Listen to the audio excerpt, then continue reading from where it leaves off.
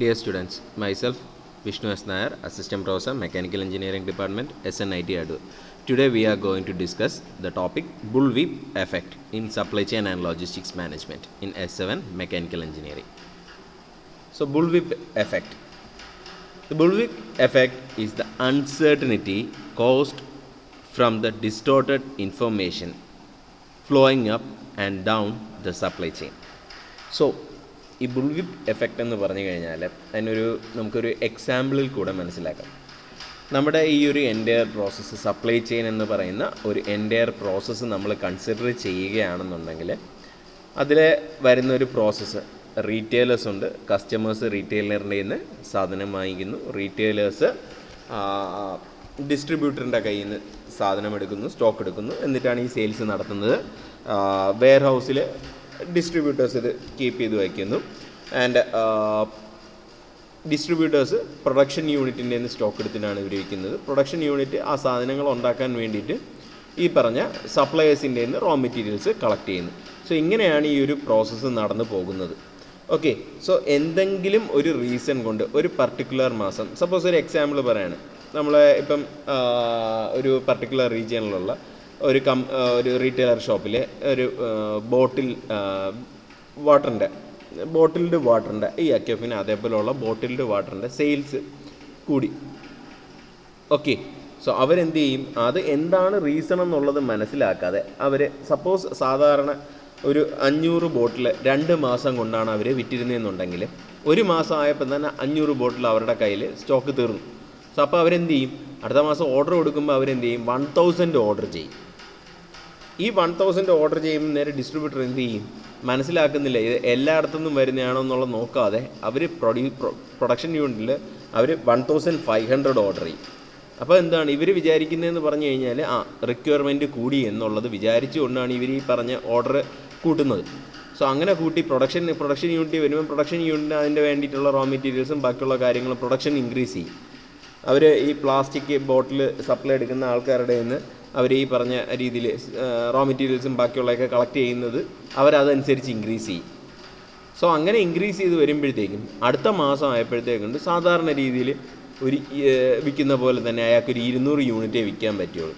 അപ്പോൾ എന്താണ്, ബാക്കി സ്റ്റോക്ക് അവിടെ അത്രയും കെട്ടിക്കിടക്കുകയാണ്.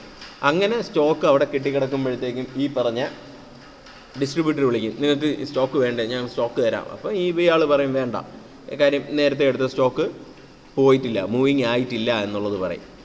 അപ്പം ഈ ഡിസ്ട്രിബ്യൂട്ടറിനെ എന്ത് ചെയ്യും, പ്രൊഡക്ഷൻ യൂണിറ്റിൽ നിന്ന് വിളിക്കും, നിങ്ങൾ ഓർഡർ ചെയ്ത് ഇത്ര സ്റ്റോക്ക് ഇവിടെ ആയിരിക്കുകയാണ്, നിങ്ങൾ എടുക്കുന്നില്ലേ, അത് വേണ്ട, എൻ്റെ കയ്യിൽ ഇപ്പം ആവശ്യത്തിന് സ്റ്റോക്കുണ്ട്. ഈ പറഞ്ഞ പ്രൊഡക്ഷൻ യൂണിറ്റിലേക്ക് സപ്ലയറിൻ്റെ കോൾ വരും. സപ്ലയർ വിളിച്ച് ചോദിക്കും, എന്തുവാ നിങ്ങൾ ഇത്രയും ഓർഡർ ചെയ്തിട്ട് ഞാൻ എന്താ ഇവിടെ എല്ലാം റെഡിയാക്കി വെച്ചിട്ടുണ്ട്, നിങ്ങൾ സ്റ്റോക്ക് എടുക്കുന്നില്ലേ. അപ്പം പ്രൊഡക്ഷൻ യൂണിറ്റ് പറയും വേണ്ട. സോ എങ്ങനെ ഈ പറഞ്ഞ എല്ലാ സ്ഥലത്തും ഈ പറഞ്ഞ എല്ലാ ഇൻ്റർമീഡിയറ്റ് സ്റ്റേജസിലും ഈ സപ്ലൈ ചെയിനിൻ്റെ എല്ലാ ഇൻ്റർമീഡിയറ്റ് സ്റ്റേജസിലും ഡെഡ് സ്റ്റോക്ക് കെട്ടിക്കിടക്കാനായിട്ടുള്ള കാരണമാകും. അവർക്ക് പ്രൊഡക്ഷൻ ആ കറക്റ്റ് ലെവൽ മെയിൻറ്റെയിൻ ചെയ്തുകൊണ്ട് പൊയ്ക്കൊണ്ടിരുന്നതിനെ ഫുള്ളി ഇൻട്രപ്റ്റഡായി അത് സ്റ്റോക്ക് അതിൽ കെട്ടിക്കിടക്കുന്ന ഒരവസ്ഥയിലേക്ക്. സോ ഞാൻ പറഞ്ഞായിരുന്നു, സ്റ്റോക്ക് കെട്ടിക്കിടക്കുക എന്ന് പറഞ്ഞു കഴിഞ്ഞാൽ, സ്റ്റോക്ക് എന്ന് പറഞ്ഞു കഴിഞ്ഞാൽ അത് ഡെഡ് മണിയാണ്. ഓക്കെ, സോ ഈ പറഞ്ഞ സ്റ്റോക്ക് കെട്ടിക്കിടക്കുക എന്ന് പറഞ്ഞു കഴിഞ്ഞാൽ നമുക്ക് അത് പൈസ വിറ്റ് വരവില്ല എന്നുള്ളൊരു രീതിയിലേക്കായിരിക്കും എത്തിച്ചേരുന്നത്. സോ അത് ഫുള്ള് ആ എൻ്റയർ പ്രോസസ്സിനെ തന്നെ തകിടം മറിക്കുകയായിരിക്കും ചെയ്യുന്നത്. സോ അങ്ങനെ ഒരു എഫക്റ്റ് ഉണ്ടായി ഈ പറഞ്ഞ സ്റ്റോക്കിൻ്റെ അക്യുമുലേഷന് കാരണമാകുന്ന ആ ഒരു പ്രോസസ്സിനെയാണ് നമ്മളെന്തോ പറയുന്നത്, ബുൾവിപ്പ് എഫക്റ്റ് എന്ന് പറയുന്നത്. സോ ഇതിന് എന്താണ് കാരണം, പ്രോപ്പറായിട്ടുള്ള അനലൈസിങ് ഇല്ലാതെ പോയി, അല്ലെങ്കിൽ പ്രോപ്പറായിട്ടുള്ള ഒരു സപ്ലൈ ചെയിൻ കോർഡിനേഷൻ, ഈ പറഞ്ഞ ഇൻ്റർമീഡിയറ്റ് സ്റ്റേജസ് തമ്മിലുള്ള ഒരു കോർഡിനേഷൻ ഇല്ലാതെ പോയി. സോ അതൊക്കെയാണ് ഈ പറഞ്ഞ ബുൾവിപ്പ് എഫക്റ്റിന് കാരണമാകുന്നത്. സോ ഇതിൻ്റെ ഒരു ഗ്രാഫിക്കലായിട്ടുള്ളൊരു റെപ്രസെൻറ്റേഷനാണ് ഈ പറഞ്ഞേക്കുന്നത്. ഓർഡർ ചെയ്യുന്നതും ഇത് എന്തുമാത്രം വേരിയേഷൻ എവിടെയൊക്കെ എങ്ങനെ ക്രിയേറ്റ് ചെയ്യുമെന്നുള്ളതിനെ ബേസ് ചെയ്തിട്ടാണ്. സോ ഈ പറഞ്ഞ രീതിയിൽ പറയുമ്പോഴത്തേക്കും കസ്റ്റമറിനെ സംബന്ധിച്ച് അതൊരു ചെറിയ ഒരു യൂണിറ്റിൻ്റെ വേരിയേഷൻ ആയിരുന്നു വന്നിരുന്നത്. അത് റീറ്റെയിലറിലേക്ക് എത്തുമ്പോഴത്തേക്കും ആ ഒരു വേരിയേഷൻ്റെ ഗ്രാഫ് എന്ന് പറഞ്ഞത് അത് കൂടും. ഡിസ്ട്രിബ്യൂട്ടറിൽ എത്തുമ്പോൾ കൂടും, സപ്ലയറിൽ എത്തുമ്പോഴേ. സോ ഏറ്റവും കൂടുതൽ അഫക്റ്റഡ് ആവുന്നത് ഈ പറഞ്ഞ സപ്ലയറാണ് ഇതിന് ഏറ്റവും കൂടുതലായിട്ട് അഫക്റ്റഡ് ആവുന്നത്. സോ ഈ പറഞ്ഞ ബുൾവിപ്പ് എഫക്റ്റ് എന്ന് പറയുന്നത് So it is a supply chain phenomenon describing how even a small variations in demand and at the retail level lead to larger variations in demand at wholesale distributor, that is manufacturer or raw material suppliers, etc.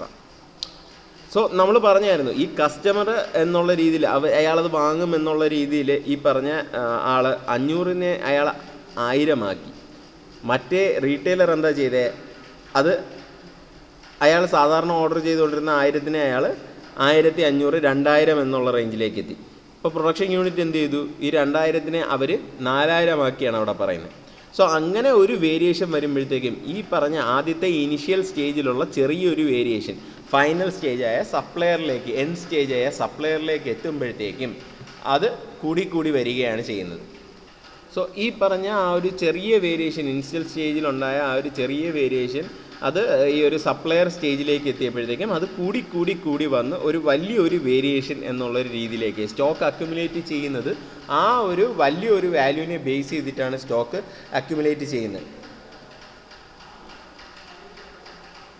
So ഇതിനുണ്ടാവുന്ന ഈ ഒരു fluctuations എന്ന് പറയുന്നത് basic അതിൻ്റെ causes എന്ന് പറയുന്നത്, first one പ്രോപ്പറായിട്ടുള്ളൊരു communication ഇല്ലാതെ പോകുന്നത്, ഈ ഒരു എൻ്റയർ പ്രോസസ്സ് തമ്മിൽ പ്രോപ്പറായിട്ടുള്ളൊരു കമ്മ്യൂണിക്കേഷൻ ഇല്ലാതെ പോകുന്നത്.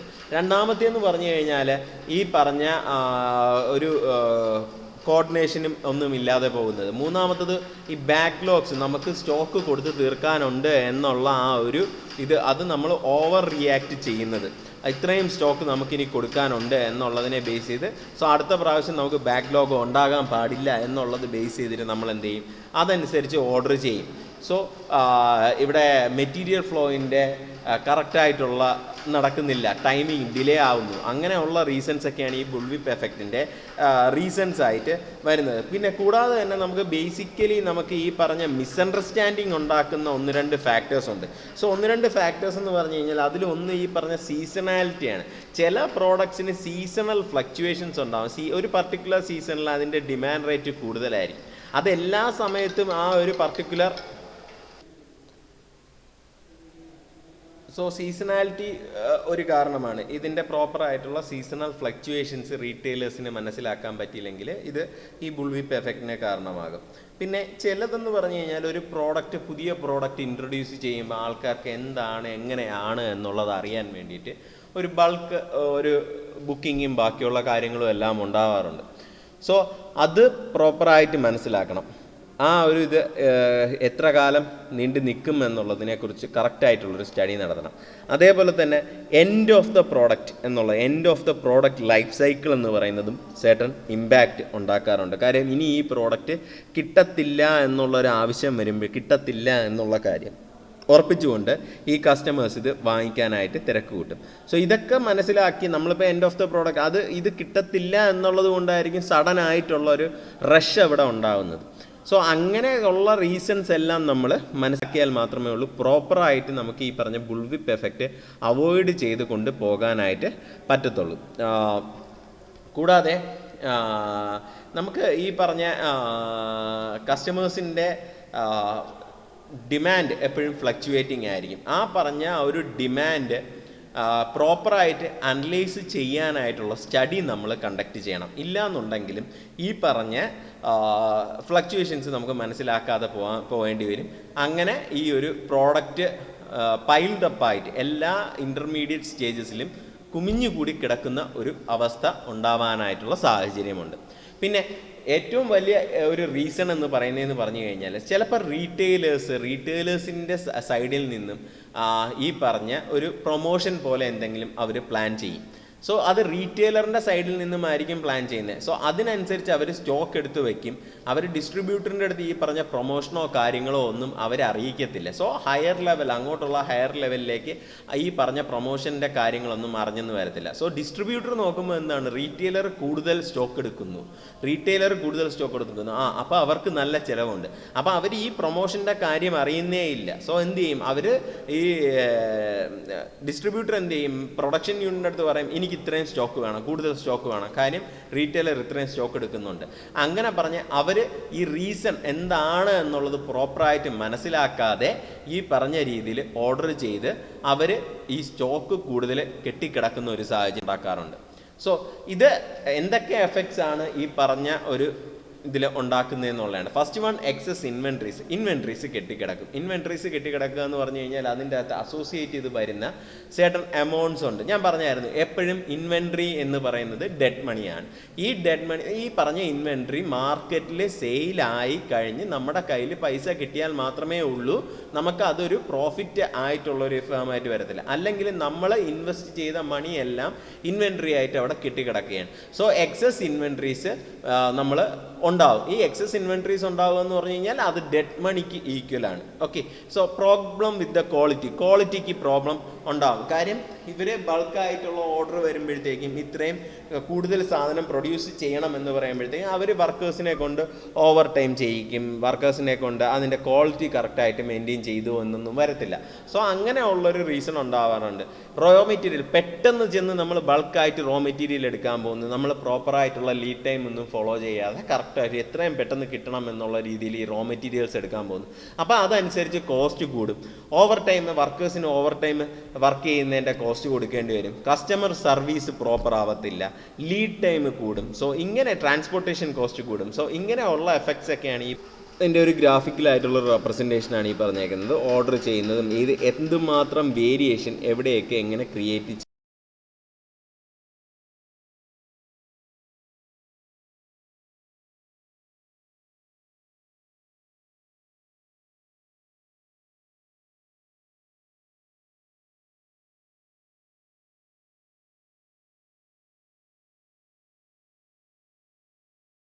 ആയിട്ട് മനസ്സിലാക്കുക.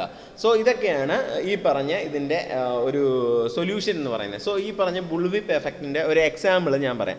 സോ എക്സ് എന്നുള്ളൊരു കമ്പനി സപ്പോസ് അവർ വിഡ്ജറ്റ്സ് പ്രൊഡ്യൂസ് ചെയ്യണം, പുതിയൊരു വിഡ്ജറ്റ് ഇറക്കുകയാണ്. സോ വിഡ്ജറ്റ് ഇറക്കിയപ്പോഴത്തേക്കും മാർക്കറ്റിൽ അവർക്ക് അതിനനുസരിച്ചുള്ള ഒരു ഇമ്പാക്റ്റ് ഉണ്ടാക്കാൻ വേണ്ടി റീറ്റെയിലർ എന്ത് ചെയ്തു?